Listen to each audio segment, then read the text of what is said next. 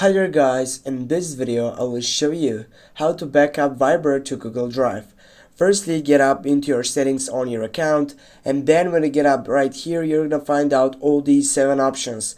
You need to choose up the option in which is the first side, which is account. Go for it. And here guys, also it will shows up 5 different options in which you're gonna get up in the first side, which is Viber backup. Go for it.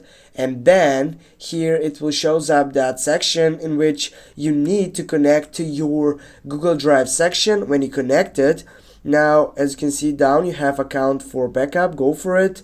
And here, yeah, you need to choose the account.